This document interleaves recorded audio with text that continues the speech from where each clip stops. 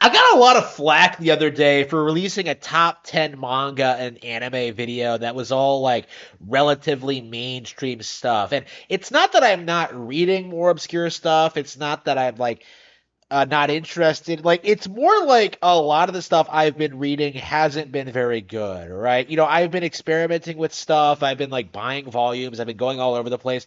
And a lot of the stuff that I do like, I haven't finished yet or is still ongoing. And or like I just don't have a really solid opinion on it. So there are a lot of like lesser known series I'm getting into that I'm reading, but like if you're like 10, 20, 30 chapters in, like you don't know how the series is going to end up by chapter 100 or if it's even going to last that long, like there's very real concerns talking about like manga in the really early stages. Like, how long does it take for a manga to take root and become like good? One Piece, for example. I would argue it doesn't get like legitimately great until like Baratier, right? Like everything up to that is kind of mid. I love Syrup Village. Best arc up to that point for sure. But like, Baratier is really where One Piece kind of like kicks off and becomes a 10 out of 10 manga, right? Before that, it's just kind of average, right? So like when I'm reading a new series, like I really have to think to myself, like, is the author onto something here? Right? Does he or she know something that I don't? Do they have some like amazing ideas that we the plebs don't know about? Are like the editors coming together and just like bringing together some crazy talent and just making something great? Like even if the concept is as bizarre and off the wall as Candy Flurry, right? Like, is it possible that this manga about a girl who hits things with a lollipop going to actually be a top tier manga? Right, like this stuff, manga in general is pretty weird. I just mentioned One Piece. Like One Piece has an entire arc about like an island full of candy, right? And Candy Flurry, like it seems like to me they were trying to ape off this that aspect that idea, right? Where like it takes place Candy Flurry takes place in a world where uh superpowered humans eat candy that was released by a company that gives you superpowers essentially. It gives you the ability to summon a specific sweet.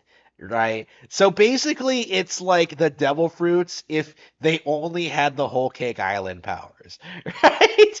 Like, it is the most uninspired shrine I've ever seen in my life. Like, when you compare it to whole cake, right? When you compare it to, like, what's going on there with, like, Big Mom's, like, very specific operation, the whole, like, family dynamic, her unique powers, the way she, like, animates everything by ripping it, like, the soul out of living things, like, it is organic. It makes sense in the world of One Piece. It's visually distinct. It's interesting. It's exciting.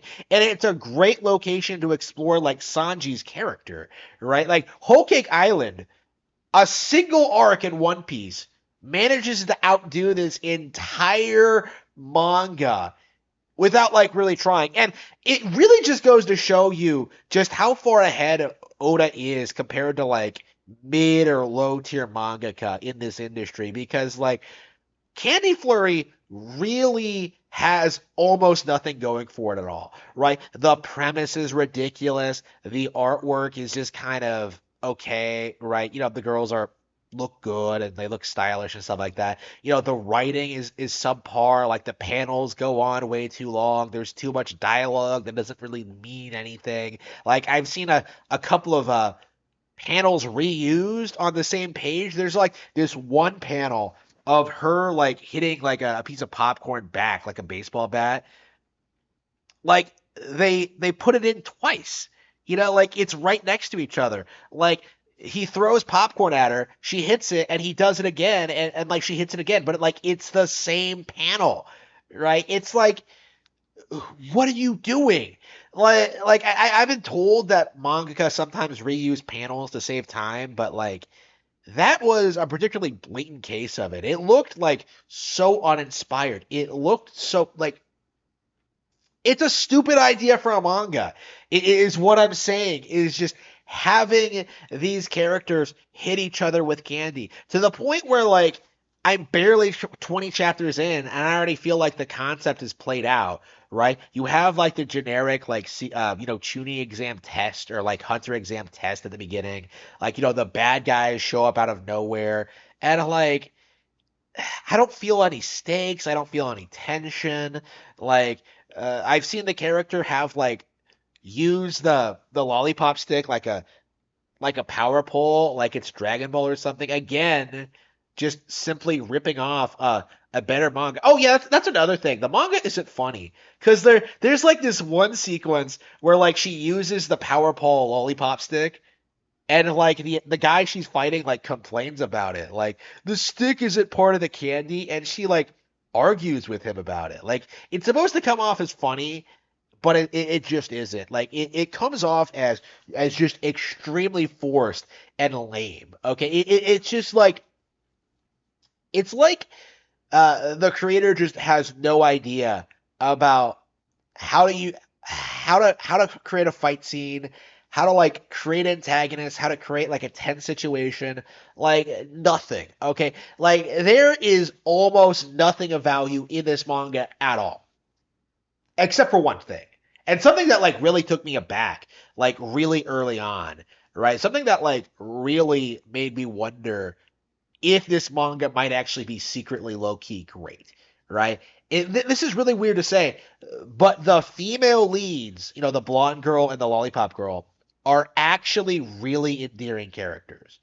Right. The lollipop girl has been hiding her devil fruit powers from the world because she's worried that she's going to be like X-Men persecuted for it because some guy with a lollipop killed like destroyed all of Tokyo like it's like Godzilla or something. So she's like hiding from the public, right? She's hiding her powers, like the typical anime protagonist. And then like she meets this guy who's like a secret agent, not a very good one. They call them Resete agents or something like that. Like he hates sweets. Oh, they're destroying society. Like that's a thing with this manga is that like it treats the whole premise with like this really weird, like I think intentional, like melodramaticness. It reminds me a lot of Danganronpa, how dumb that is. But like this guy, like he's going after the lollipop girl, right? He thinks she might have powers, and she knows he thinks she might have powers, and she could get arrested for this. She could get exposed, and yet like she still decides to help him with his homework because he needed the help. Apparently, he's dumb as a box of rocks when it comes to like school stuff. Like it was a really interesting decision to make for the character, right? Where it's set up that she has very real reservations about this guy, what her relationship with him means for her, considering that like he's like hunting her down. He's technically her enemy, and still she decides to help him with with his homework. Right, it was like a shockingly compelling thing, right? And then they meet this other girl, like the vanilla ice cream girl, Irie, who is by far my favorite character.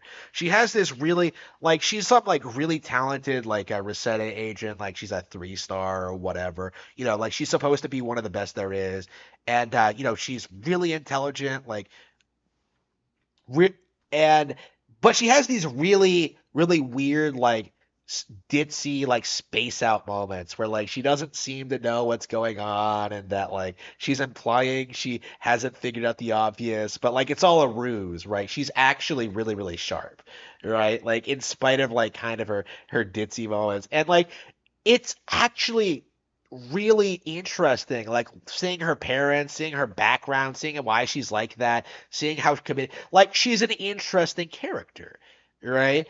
And like that is the thing that really sticks out to me about this like really mediocre manga so far is that like the creator seems to have a knack for really making appealing female characters, right? Like whatever else you can say about this manga, you can't really argue that it doesn't have like action heroines, right? Like both the Ice Cream Girl and the Lollipop Girl are like the primary instigators of like the fight sequences. Like like they do take priority in this. Like it seems like it's almost a magical girl series in that way. Like I don't know who this was written for. Like I was wondering, like is this a shojo with like the female characters and like the male lead? Like like I don't know if it's meant to be made for guys who like the idea of like the battle manga. I don't know. Like I don't know. Like I don't know what I would classify this was. That was like something that was like on my mind though as I was reading this is that like I think this might be more appealing to girls or this was like targeted towards girls because of the whole like female leads and like oh girls like sweets, right? Because I can't think of like any other reason why they would base the manga around this idea of like using sweets to fight. Like it just seems so contrived. It feels like we're 20 chapters in, and it already feels like they've played the entire concept out, right? It doesn't feel like there's any real evolution. It doesn't feel like the characters really have anywhere to go from here. Like I'm just kind of like, oh, they have to find the lollipop guy who destroyed Tokyo, so like the lollipop girl can clear her name. But it's just like, well, okay, but like after that, like what happens? Like there's only like what 100 of these people running around. Like how long could this premise realistically go? Like I'm honestly kind of shocked this got published. Like that it's still getting updated. I think. Like I've seen some series on like the Shonen Jump app that have gotten canceled. I am unfortunately one of the people who was exposed to like one of the worst Shonen Jump mangas I've ever heard of, Our Blood Oath. That was of all the manga I could have picked out. Like when I was trying to read a more obscure series, it was Our Blood Oath. Like one of the very first I read, one of the worst manga I've ever read. Period. Right? Like I feel like it's safe to say that, like, yeah, Candy Flurry is going to be canceled, right? Like, there's just nowhere to go from here. Like, I'm not interested in reading more, right? I don't see them improving. I don't see them, like, wildly fixing all of these, like, very real problems with the premise. And, like, that's the thing. Like, the premise. Like, the premise is so unfathomably bad that I cannot imagine they can do anything to fix it, right? Like it's such a massive boat anchor around the series as a whole that like it's so ridiculous, it's so limiting that like I can't imagine anybody would stick with this long term. Like other than like if unless they're like me and just want to like talk trash about this random manga on the internet, right? Like I've only read this a couple of days ago, and I think like next month I'll have completely forgotten it even exists, right? Like it's one of those series. Like it's like why does this exist? Like who was it made for? Who would want to read this other than like manga YouTubers who just want to find something to talk about? Like I cannot imagine this series has any kind of audience whatsoever.